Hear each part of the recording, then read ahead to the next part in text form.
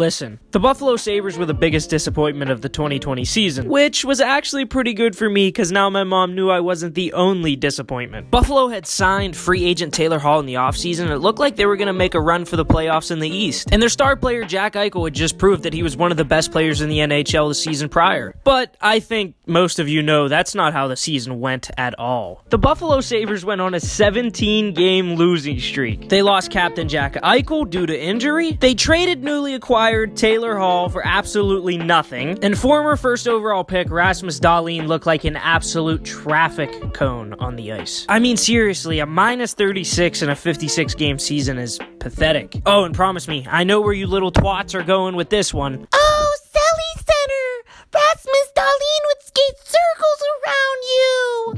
Well, no shit. There's a reason why I'm making YouTube videos and that dude's in the NHL. But we're just gonna get right back on track. The Buffalo Sabres had 15 wins and 34 losses. But this made me think, what are some of the worst records ever in the NHL? The worst record of all time is the Washington Capitals, who went 8-67-5. I'm pretty sure they just threw a team full of janitors on the fucking ice at that point. Next up is the Philadelphia Quakers, who went 4-36-4 in 1931. That was so long ago that I'm pretty sure George Washington was on that team, and probably Jaromir Jagr. But then I start to think a little bit more, how bad could an NHL team really be? This video is sponsored by My Fucking Nuts, bitch. Like the video or else you'll have this man licking your toes off your bed at night. Alright, let's get back to the serious business. So where was I again? Oh, that's right.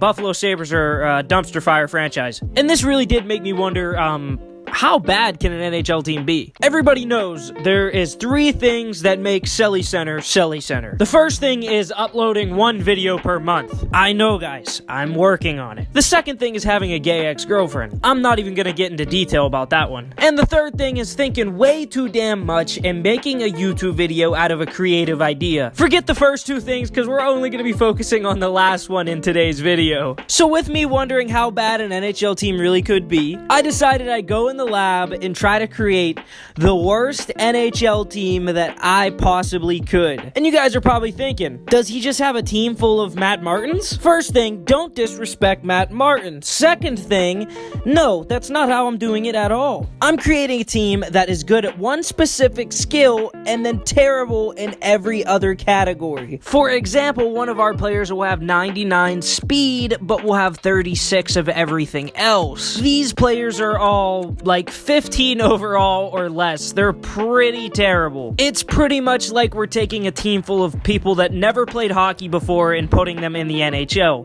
So with all of this being established, I think it's time for us to meet our team. The first player in our showcase is Sammy Speed. He's a former Olympic track runner and speed skater. Despite his background of being a great skater, he has never picked up a hockey stick a day in his life. And next up is Ren Rister, known for having unbelievable wrist strength. I'm sure he was doing a lot of his exercises, if you know what I mean. But Ren is known for being the world's best arm wrestler, and now he is deciding to take his talents to hockey, and he's on our team, unfortunately. Next up is Betty Butterfly. She's a former Olympic gymnast and dancer. Her weakness just so happens to be her small frame, standing at only 5'7", but this does not stop her from being electric, getting across the crease and stopping pucks. She's one of the 2 females that will be on our team, both of which are gold goaltenders. Speaking of which, here is Sandy Stand-Up. Quite opposite to Betty, she's known for her large stature. Standing at 6'9", she was known for her days in the WNBA. She has decided to test her luck and come to the NHL. Next up is Darnell Dangler. Known for his quick but steady hands, Darnell is a former brain surgeon turned hockey player. Legend has it that this guy is so good that he never even failed an operation. And next up, we have McGavin Shooter, the cousin of former golf star Shooter McGavin. And just like his cousin Shooter, he was a phenomenal golfer. Him being a phenomenal golfer has allowed him to whack the hell out of the puck. This guy's shot is dangerous. This is Ian Interceptor. He was the first white cornerback in the NFL since the 1940s. He dominated the NFL with 14 interceptions in his first season, but he decided he was a little bit too white and he'd play hockey instead. This is Dick Defense. He gets his exceptional defensive qualities from defending the United States of America, where he was a 5-star general and led many missions that he saved tons of lives. This is Petey Power. He's a former lumberjack, and he's known to be a raging alcoholic. Part of his rehab process consists of him playing on this dog shit team. This is Oliver Offense. He's played hockey his entire life, so he's one of the smartest players on the ice. The only issue, he's suffered multiple injuries over his career,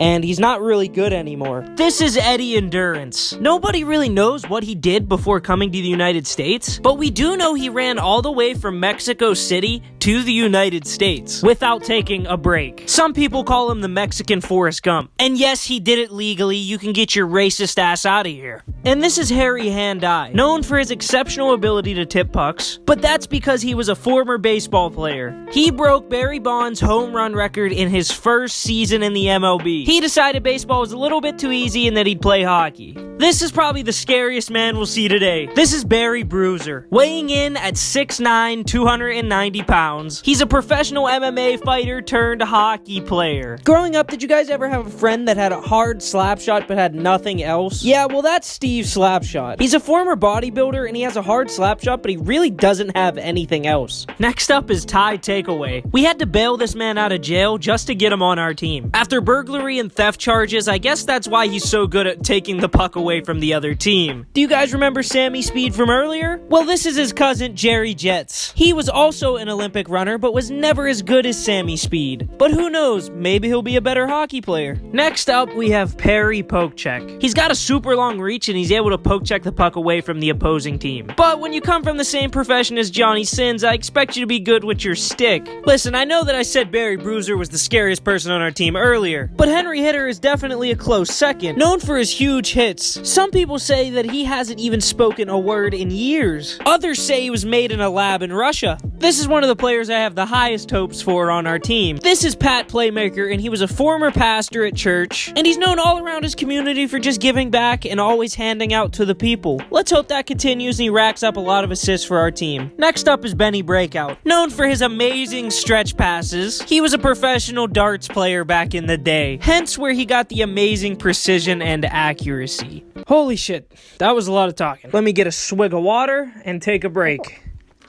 That's some good water. Alright, now let me go cry myself to sleep, take a nap, and I'll be back to finish the video. Alright, I'm back. I cried myself to sleep. The pain never ends. But now that we've learned all about our players, let's learn a little bit about our team. Our name is the Grand Prairie Garbage because, well, we're garbage. And here go the home jerseys. At least if we're gonna suck, maybe we'll look good, right? And here are the away jerseys. I thought the gray would make us different from any other NHL team, and I thought it looked dope. These will be our alternate jerseys for the year. Pretty simple design, honestly, but I like it. I think it goes well. And this is the stadium. It's called the Junkyard. Hope we can get some fans in here this year. But honestly, we might be too fucking bad for that to happen. Also, you guys probably didn't notice this, but each player has medium elite potential. So what that means is that even though our players are 36 overall to start, they have a lot of room to grow as players. So let's say in 5 years, you don't know what these players can be. They may be a 95 overall, but they could also be a 72. It's honestly all about how you develop the players. And without further ado, ladies and gentlemen, we have finally made it. It's about time that we see how this team of scrubs would perform in an 82-game season with other NHL teams. To start, I kicked out Arizona. To be honest, Arizona might be worse than we are. Here you can see how we stack up against other NHL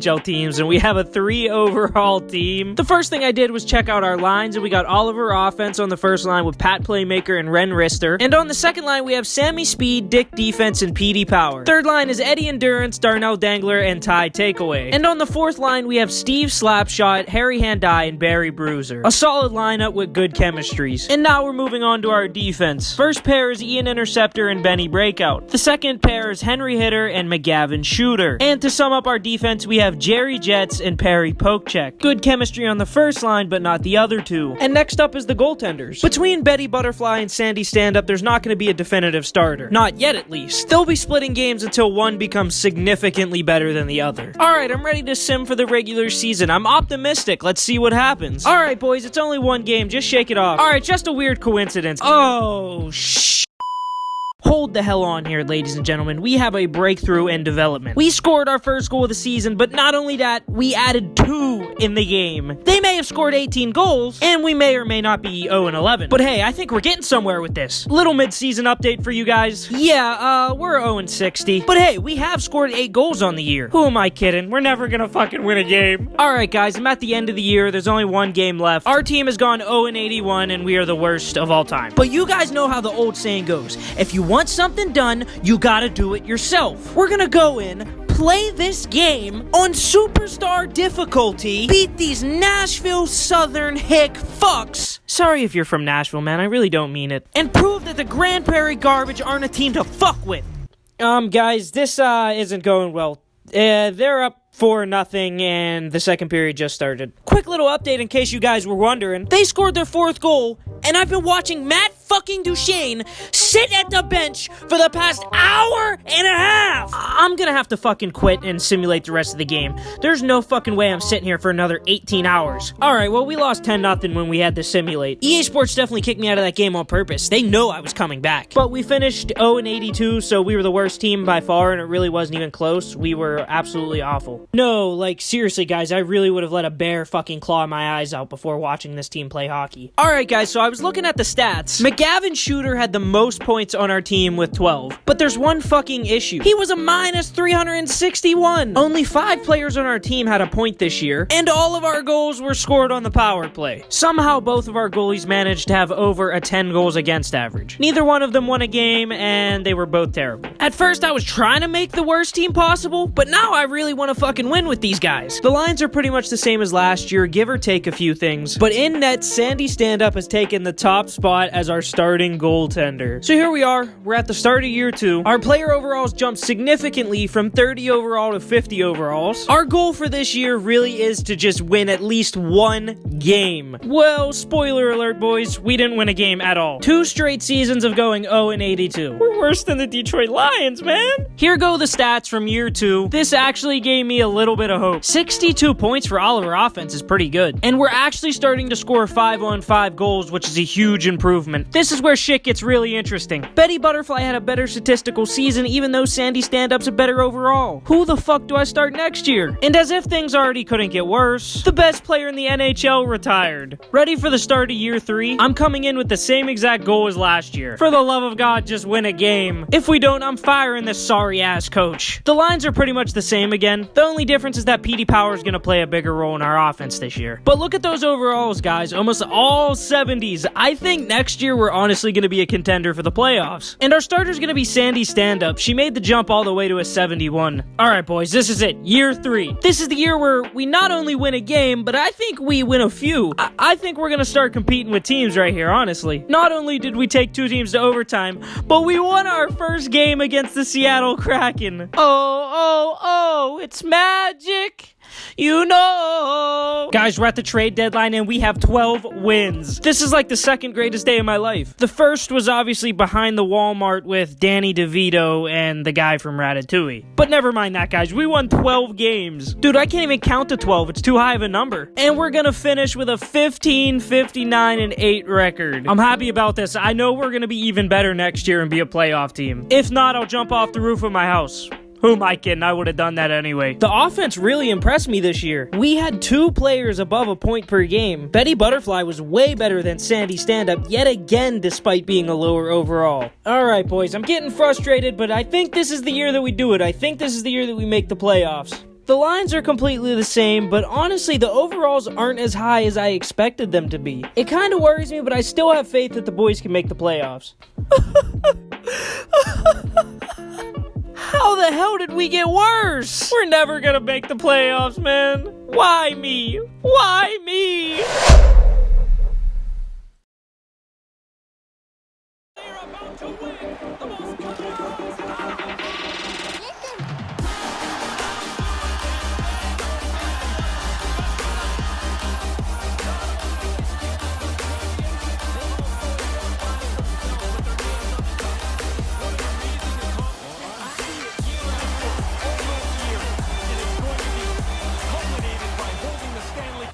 Well, I guess every fairy tale does have a happy ending. What's going on, guys? That's gonna be all for the video. I really hope you guys enjoyed it. It would be really fucked up if you guys didn't. I spent like 15 hours just editing this thing. I put blood, sweat, and tears into this video. But I'm really proud of how it turned out. If you guys are new and you enjoyed this content, make sure you guys subscribe. And if you're already subscribed, make sure you guys like the video. It lets me know that you guys want to see content like this. I want to also thank you guys. We're almost at 5K subs. I can't believe it. It's surreal to me. Never thought I'd be here, yet here I am. But I appreciate you guys for stopping by. I'll see you hooligans in the next one. Peace out, fellas.